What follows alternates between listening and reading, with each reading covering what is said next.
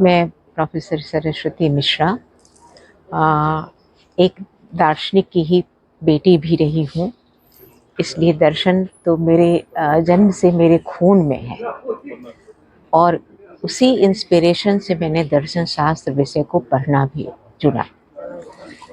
उसी में मैं पढ़ाई करते गई, पिता का गाइडेंस मिलता रहा मुझे और मैं 1977 को as a lecturer Doranda college में ज्वाइन की। असमंजस में थे कि दर्शन वास्तव में है क्या।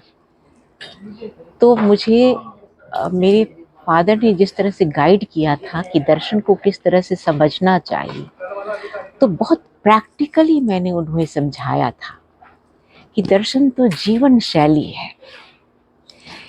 इसे अपने जीवन शैली में, जैसे बच्चा बड़ा होता है, तोतली बोली बोलता है, फिर शब्द बोलना शुरू करता है, फिर सेंटेंस बोलना शुरू करता है और उसके अंदर पारिवारिक संस्कार भरे जाते हैं, दर्शन भी उसी तरह से एक एक शब्द के द्वारा लोगों के बीच में संस्कार भरता है।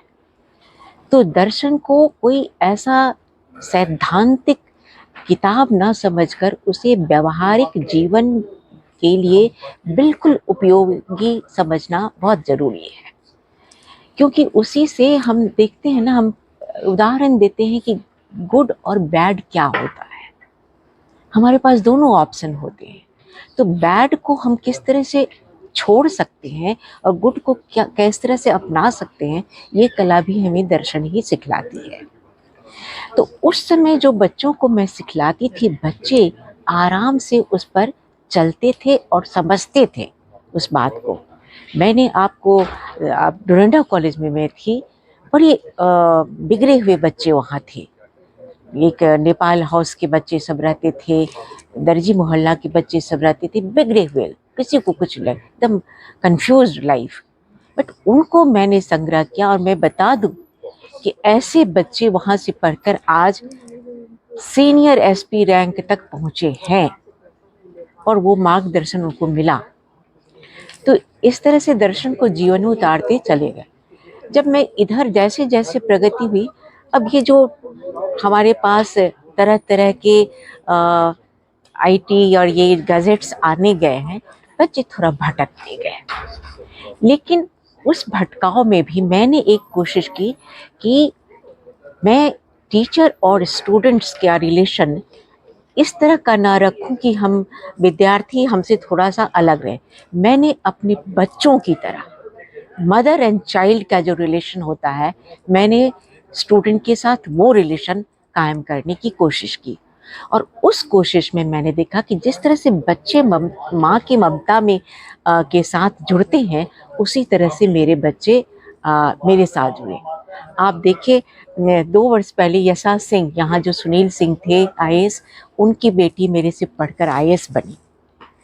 और यहाँ जो जेपीएससी के सेक्रेटरी थे, उनकी बेटी को भी मिला, क्योंकि वो जुड़ाव आया। तो और उसमें एक विश्वास पैदा करना होता है कि आप देखिए कि हम जो आपको कह रहे हैं, आपके जीवन को आपसे रूबरू करवा रहे हैं। आपके अंदर वो सारी अच्छाई हैं, बस ज़रूरत है उस अच्छाई को इस मस्तिष्क तक, सचेतना तक लाने की। वो चेतना में आ गई तो आप अपने आप आपका जीवन सही मार्ग पर आते जाएगा। तो दर्शन का काम इसमें बहुत बड़ा होता है कि जो जीवन की सच्चाइयों से वो ये बतलाता है कि जीव और जीव में कोई अंतर नहीं होता। चाहे मनुष्य मनुष्य के जीव में ले या मनुष्य और किसी भी प्राणी के जीव में ले, जीव सबों में एक ही है। अंतर आपकी समझ में है। जिस दिन इस समझ को आप ये समझ जाइएगा कि ये अंतर नहीं है, एकत्व है सब दोनों में, उस दिन आप पूर्णता की स्थिति में आ जाएंगे। और ये कठिन है, बहुत कठिन है, लेकिन कम से कम इतना तो समझा सकते हैं कि अगर हम मनुष्य हैं तो आप भी मनुष्य हैं। जो हमारे अंदर, हम कहते हैं ना, खून एक ही है सब में, तो जब खून एक ही है तो फिर हम अंतर कहाँ हुआ हमारे अंदर। इसलिए अगर हमारे लिए जो सही है वो आपके लिए भी सही हो, ऐसा आपको बताना होगा। और आप जैसे कह रहे थे कि आपने अभी एक रंगमंच की बात की, तो ये जगत तो एक रंगमंच है। हम सभी आए हैं इस चोले को, अलग अलग चोले को पहनकर अपना हम किरदार निभाएंगे, और वो किरदार कितनी अच्छी तरह से निभाते हैं ताकि लोग हमें, आने वाली पीढ़ी हमको याद करेंगे। तो उस किरदार को ये लोग याद रखें, इसलिए अपनी भूमिका सही ढंग से निभाइए ताकि हम उदाहरण बनकर यहाँ से जाएं, और फिर हमारा ये जो अंदर का की जो जीव है वो तो फिर नया चोंगा धारण करेगा ही। तो इस चोंगे को हमेशा बदलते भी रहना है और अच्छे से अच्छे चोंगे को पहनते जाना है। आधुनिक युग में ही तो दर्शन की आवश्यकता है। ये जो अभी हम लोग वेद उपनिषद की बात कर रहे हैं, ये वेद उपनिषद ज्ञान का भंडार है। हमारे ज्ञान हमारे पास इतना है, और अज्ञानता तो बढ़े हुए हैं। तो अज्ञानता के भ्रम को मिटाना होगा, अज्ञानता को मिटाकर हमको ये समझना होगा कि जो कुछ भी हम अभी जान रहे हैं वो मात्र एक अपीयरेंस है, दिखावा है, भ्रम है। जैसे हमें रस्सी को देखकर सांप समझने का भ्रम होता है, और जब हम उसके नज़दीक आते हैं तो देखते हैं कि वो रस्सी है, तो वो सांप का भ्रम मिटता है। उसी तरह से ये जो संसार का व्यू हमारे सामने आता है, इसके पीछे की सच्चाई को समझना दर्शन ही सिखलाता है। दर्शन ही वो मार्ग दिखलाता है जो कहता है कि सही क्या है और गलत क्या है, सत्य क्या है, असत्य क्या है, भ्रम क्या है, वास्तविकता क्या है। तो इस वास्तविक जगत की सत्यता को समझने के लिए हमें दर्शन की नितांत आवश्यकता है, क्योंकि दर्शन वो संग्रहालय है, वो खान है जिसमें नॉलेज की पराकाष्ठा।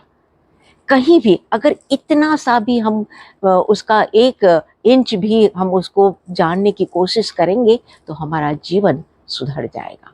कहते हैं ना कि विवेकानंद को देखिए, इतने कम उम्र में 32 वर्ष की उम्र में वो चले गए, लेकिन उन्होंने दुनिया को क्या दिया, क्योंकि उन्होंने रियलाइज कर लिया था कि what is in me is also in you. So there is no difference between a man and other man.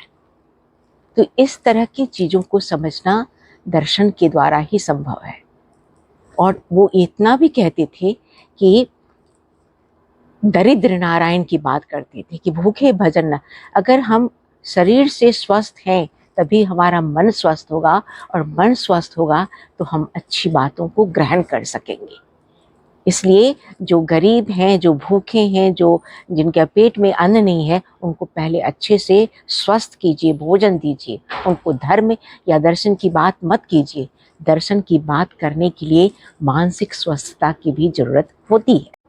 अगर मानसिक रूप से आप स्वस्थ होंगे तभी आपको, और मानसिक स्वस्थ का मतलब ये नहीं है कि हम खा पी के एकदम ये हैं। मानसिक स्वस्थ का मतलब होता है कि स्वच्छ विचार के साथ हम खड़े हों।